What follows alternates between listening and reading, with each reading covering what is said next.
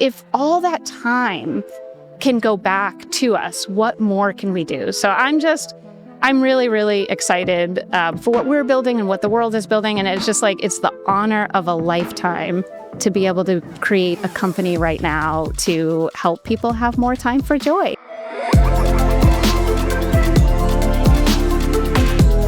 AI isn't the future, it's now. And whether you're in HR, sales, operations, or leadership, the choices you make today will determine whether you thrive or get left behind. Welcome to the AI Voice or Victim podcast, y'all. We are live at MIT at the AI-Powered Women Conference, and I am so excited because we have Caren Cioffi here, y'all. And y'all, this is the Caren with a C, the Caren that cares. She is the CEO and founder of Agenda Hero, which is an AI software, AI platform. You got to tell me, what is it? Thank you, Erica, and thank you so much for having us. Agenda Hero is an AI platform that eliminates manual calendar work. So we take unstructured information, schedules that you get in PDFs and images or emails, and we extract the information and make calendar events for you instantly. So you're saying the 57 emails I get from my kids' school can immediately be put in my calendar and I won't mess it up? Yes, that's why we built it. I'm going to need that because I have gotten my daughter fully glammed and dressed in her cheer squad for cheer photos on a weekend that was not cheer photo weekend. I have shown up at the dentist on the wrong Saturday. I have missed the orthodontist appointment. So I'm going to look this up, but I want to take it a little bit back. How did you get involved and what led up to you becoming a founder of Agenda Hero? Thank you for all the reasons that you just shared. She's like, I was living that life. So I was spending my weekends, mostly my Sundays, just trying to stay on top of the kids' schedules, right? 2 kids, spouse who works, I work, and we just couldn't keep on top of it. So despite all that manual effort, going through the school newsletters, going through the emails, going through the theater call times, putting it all into a document that I would print on the fridge, and then still failing, I thought, there has to be a better way. I can't be the only one who is struggling with this. You're definitely not. You are definitely not. And so I decided to go and figure out a way to fix it. Oh my gosh. So is your background in tech? Is it in AI? Well, tell me more. Yeah. So I've spent decades in technology. The company that I was at right before Agenda Hero, I joined. It's called Brightcove. It was actually founded here in Cambridge, Massachusetts. And I joined when it was just 10 people big. Or 10 people small, I should say. There was no product released and there was no customers and no revenue. And I was fortunate to grow with the company. And so I was there for over 10 years and it grew to be a global public company.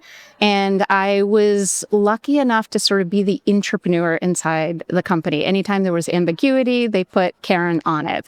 And I loved it, but I finally decided to leap. It was only the second thing I ever quit in my life. Wow. The first was my high school job as a busgirl. Thank you. I'm glad you did that. And I leapt to start Agenda Hero. Oh my gosh, that's an incredible story. Okay, we are talking about the generations that don't use AI. And I'm fascinated by where we're going to take this topic because as soon as you said it, I was like, duh, my parents. And you were like, actually, no, Erica, it's the younger generations that are not adopting AI. So that alone really kind of surprised me. Tell me about what's going on with this. It's very surprising. Our kids hate AI. I don't get it. Tell me why. It's a big problem. Okay. So young Gen Z and sort of the oldest Gen Alpha. So our kids in high school and then also our college students right now, they are not using AI. And there's 2 reasons. One is that they're being threatened in using it. And so the education system hasn't caught up with this massive pace of innovation. And so for the most part, not all, but for the most part, teachers are saying you are not allowed to use AI. And so they're not only being told don't use it, they're being threatened and they're being punished if they use it. Because if they do, then they'll have a disciplinary action or they'll get an F on a paper. Yeah, I have two teens and I'm in these mom groups, and day after day, there's another mom saying, oh my goodness, my kid is sort of being told that they used AI on a paper, but they didn't actually use AI because the AI tools are not perfect. And now they have to defend themselves and they might get expelled from college. And so it's the first time in history that our youth are not the early adopters. And it's really problematic because they're the generation whose jobs are being most threatened by AI. See, this is so interesting to me because my kids are younger, so they're not at that stage yet where they even have personal devices. They're 10 and 7, Good. you know? Keep it that way. Oh, absolutely. But, my kids hear me talk to chat all the time and they see me interact with it all the time. So it's almost like this one little generation bubble is what you're talking about that is really kind of being almost forced out where they are, because if they use it, they'll get in trouble. And what I find interesting about this too is there's tools that will help you identify if AI is being used, right? But AI is a pattern recognition machine. It's learned from how we've all written. And I tell people all the time, I love the M dash. I was the creator of the M dash. And what does that mean? It means I'm an average person with an average writing, I'm okay with that. But it's not a foolproof way. So these kids are getting in trouble. So what do we do about that with the educational system so that we can, or with kids, like how do we get this moving? It's something that I care a lot about. And I don't yet know the solution. Yeah. But I do know something has to change. So I recently talked with my daughter's high school and I said, this is a problem. We need to fix this. And so I think what needs to happen is all of us need to understand what AI is and what AI isn't and what AI can do. And then we can teach our kids to use it responsibly. That is our responsibility, is to help our kids learn. And by shutting out the most powerful learning tool that we have in our lifetime is not helping them learn. And so what I want to do, at least on my part, is sort of go into the school and help the kids learn about AI. And fortunately, my daughter's school, we're in Silicon Valley. So I just want to note that even in Silicon Valley, the tech bubble of the world. Yes, this is a problem. And so, but there's more openness to figuring it out. So I think we need to help teachers, administrators, and students learn. The other part is that, kids are very conscientious and they're hearing about the worry about climate change on AI. And so I think that's real. And I think we should have a conversation with them. They're a very empathetic generation. But I think what we need to do is we need to show them what's possible. We need to help them see these tools and see how they can make a better world, which is what they're motivated to do. Well, it needs to be the mindset shift, right? Yes. Because AI is here. It's not coming. It's here. It's only going to get bigger. And if you don't use it, that's why we call this show the voice or victim show. You will become the victim to AI, especially if we're not teaching them how to use it. And so we've got to get into these schools and teach them, how do we use it responsibly? How do we use it in a way that's not plagiarizing? How do we fact check these things? And it seems to me that the educational system in high school, college age, maybe have not really caught up with how do we work with this new tool? Yes. And the thing is that this generation, they're incredibly hardworking. At Agenda Hero, we have a summer internship program. These interns are doing work that you would expect people multiple years in their career doing. And I have both college interns and high school interns just finishing their freshman year in high school. Wow. They are so capable and they are so curious. And so I think what's important is that we let them be curious with AI. We let, people are worried it might write a paper, they might cheat. That's not what we're motivated to do. We're not motivated to cheat. We're motivated to learn. And so what happens with AI is you can, start here and then you can go deeper and deeper and deeper. And what these kids can learn is just unlimited. Yeah. But they're being blocked. Yeah. To me, it's we have to completely rewire how we learn because we now have this tool. It's very different. So I want to talk about AI's rapid development. I mean, it went from 0 to 16,185. That's what my 7-year-old would say. And I've heard you say that you think this is creating some skills gap for the younger generation. So what are the most significant risks if we fail to address the skills gap? Yeah, so I think it's a little bit less about the skills and more about the curiosity.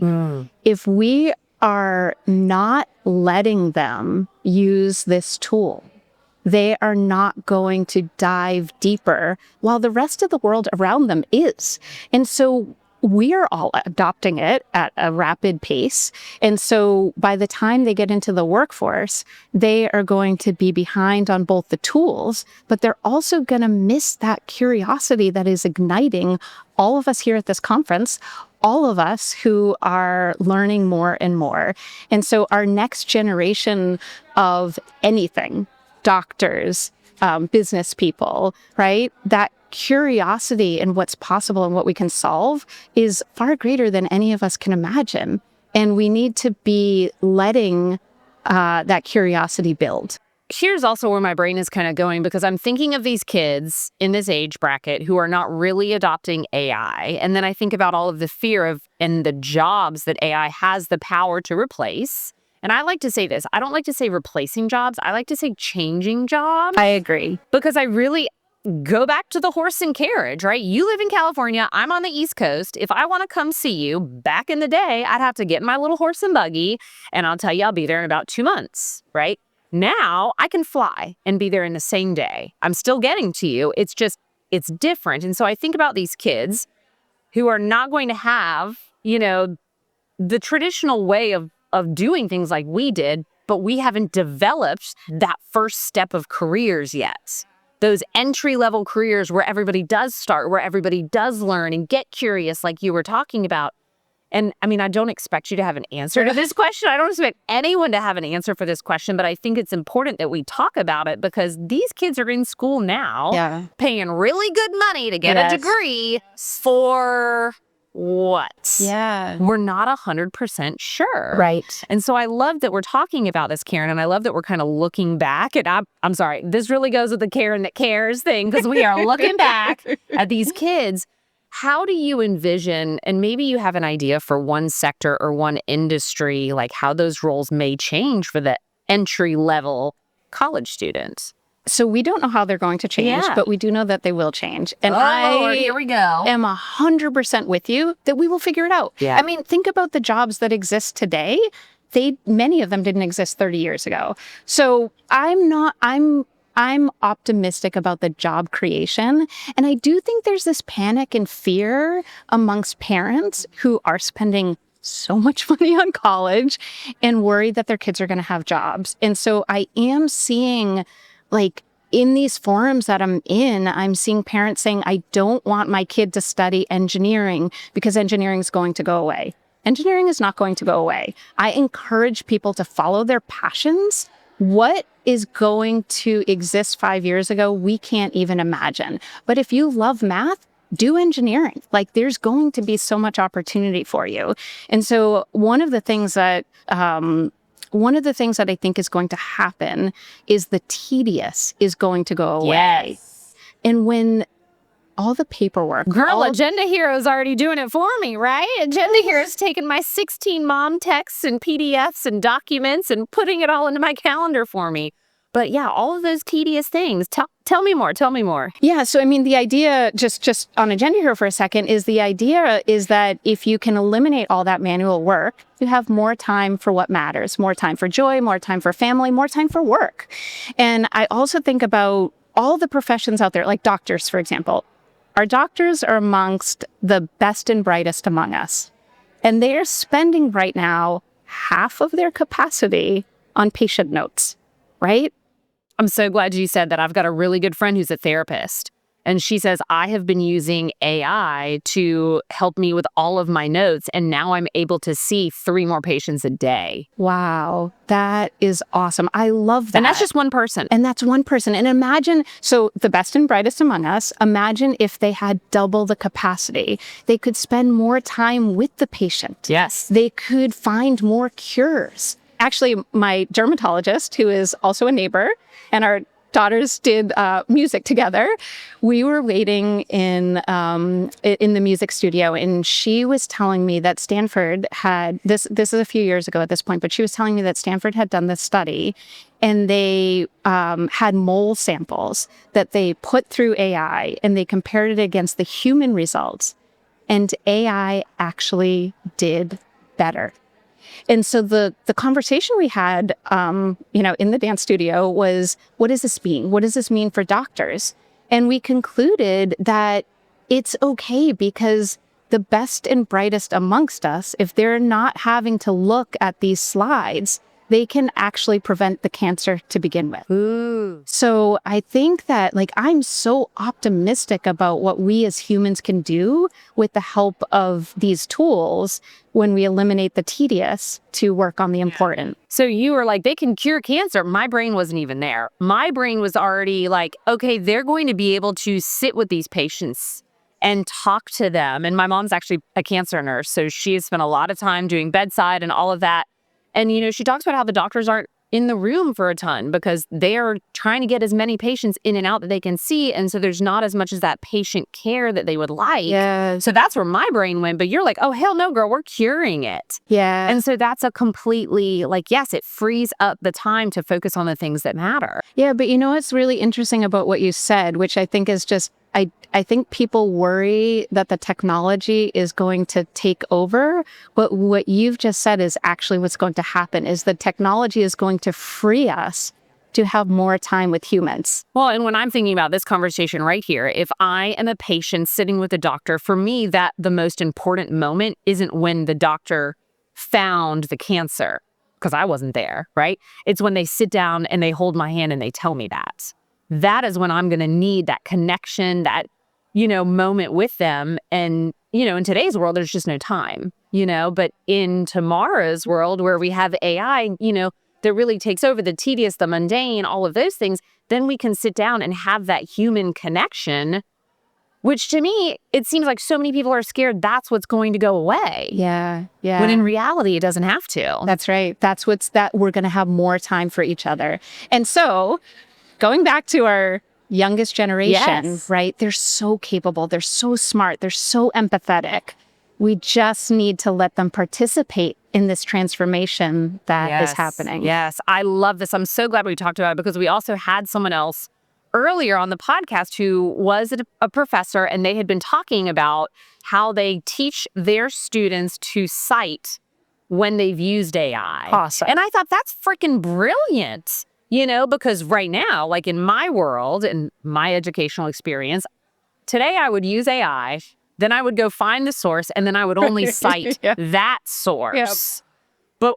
But my brain is also going in so many directions because just the other day, I had one of our team members at Walk West give me a really beautiful onboarding document for a new hire. And I said, I love this. This is great. Thank you so much for putting the time and effort into this. And she was like, oh, I used AI to do that. And I said, girl, I am so mad at you that you didn't tell me earlier that it was AI because I thought you just sat there for 5 hours. I said, now I'm even more impressed. That is awesome. Right? High five, girl. That's what I'm talking about. Get that tedious out of the way because now she has this beautiful document. The new hire starts next week, and it's going to be a great day for her. All because of that. But I think we need people like that to start talking and showing about how they're using AI because we're not all assuming that everybody's using it. Yeah. And so then we just don't think it's possible. But again, the more we talk about it, the more we share these use cases, the more people can start to pull them into their own worlds. Yeah, absolutely. Oh my gosh. Well, what are you most excited about with Agenda Hero coming up? So we just had a big launch. And so we have people all over the planet using it. We have people on 6 of the 7 continents Oh my gosh. using Agenda Hero. Girl, you all over the globe. It's it is the most loved product I have ever worked on. And so I'll share what I'm most excited about, but just kind of what I'm most maybe amazed by is it wasn't possible a few years ago. So a very, very quick story is that when I was on my couch, when I was saying this is a big problem, I initially thought well, it's not solved because we don't have as many women founders as we should have. And I'm going to be a woman founder who's going to solve problems that women are facing. And so I started, and then people came to me. So many people came to me and said, Caren, I hope you solve this. I tried and I couldn't figure it out. And Erica, I was like, well, what have I gotten myself into? Like, these smart people tried this. They can't do it. Now they want me to. Yeah, and I was like, okay, so it's a technically complex problem to solve. And so we built our foundation right before AI showed up. And as soon as AI came, we just absorbed it. And what we've embraced it, what we've been able to do has been what founders before us couldn't do. And so what I'm excited about, I guess, is just what's possible. We're a centimeter high and we're worldwide. It's a ubiquitous pain. I was building initially for parents. It turns out nobody likes manual calendar entry. Every time you make a calendar, That's why we hire VAs. I know, and personal assistants. And they don't like it either. No, they don't. So, because it's a form, you have to put your title, your date, your start time, your end time, your location, your description. And then that's just for one event. If you're doing a school calendar, it's 30 of them. And so we have lawyers getting their trial dates in email. They're using us. We have interpreters. We have retirees who are putting their golf events in. Oh, they definitely need it. Yeah. And that's when I first, AI you saw is the you saw that it equalizer. was such a bigger. It's just everyone. It's billions of people don't like manual work, and so what I'm excited about is just and moms, and so if all that time can go back to us, what more can we do? So I'm really, really excited for what we're building and what the world is building, and it's just it's the honor of a lifetime to be able to create a company right now to help people have more time for joy. Oh my God, I love it. What a time to be alive. Caren, thank you so much for being on the show. Y'all, we are live here at MIT, the AI-Powered Women Conference. Thank you for listening. This is the AI Voice or Victim podcast. We'll see you next time. Thanks for joining us on AI, Voice or Victim. If you want to stay competitive in the AI age, start now. Take one insight from today's episode and put it into practice in the next 24 hours. Make sure to follow us, share your thoughts, and subscribe for more actionable AI insights. See you next time.